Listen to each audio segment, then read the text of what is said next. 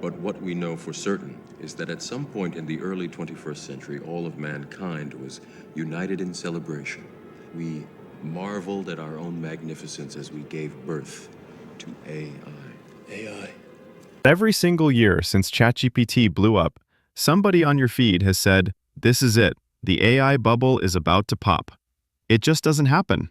By the end of this video, you'll know exactly why the "crash is coming" crowd keeps getting it wrong, and the one actual thing that could prove them right. Everyone loves comparing AI to the dot-com crash of 2000. Here's what actually happened back then.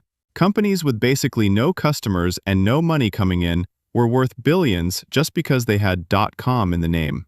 Pets.com ran Super Bowl ads and had almost nothing to show for it. When people realized these companies weren't making real money, the whole market lost nearly 80% of its value in about a year.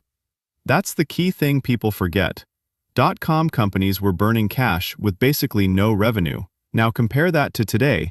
JPMorgan expects the biggest AI companies to spend around $650 billion this year and still pull in over $900 billion in cash from their businesses by 2027. These aren't random startups with a cool logo. This is Amazon, Google, Microsoft. Companies already making insane money, spending their own profits on AI. 2008 is the scarier one.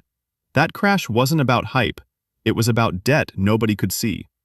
Banks handed out house loans to people who couldn't pay them back, bundled that bad debt into safe investments, and sold it around like nothing was wrong. When people stopped paying, the whole system nearly collapsed. Now here's the honest part. AI spending does have a version of this risk.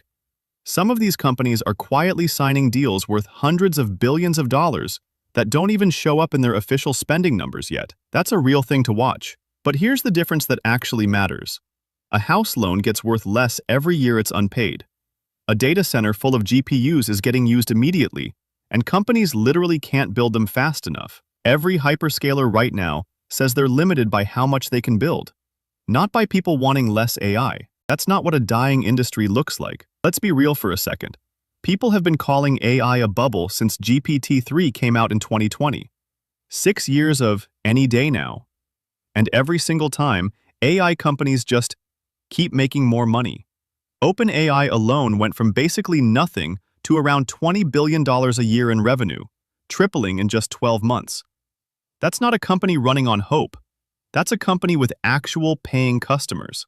And here's the part nobody wants to admit on the "it's all fake" side. The banks that would lose the most money if this crashed, the JPMorgans, the Goldmans, are the ones saying the numbers still add up. These aren't hype guys on Twitter. These are people whose literal job is to not lose billions of dollars, and they're still betting on this thing. If the bubble was really about to pop, the smartest, most paranoid people in finance would already be running. They're not.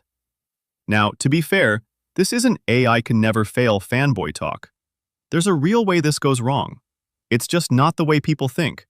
I think it won't pop because AI stops being useful. It'll pop if companies get greedy with debt. Right now, the tech industry might need to borrow up to $1.5 trillion just to keep building. Spending your own profits is fine. Piling on debt you can't pay back if things slow down for even a year? That's the 2008 move. That's the actual danger.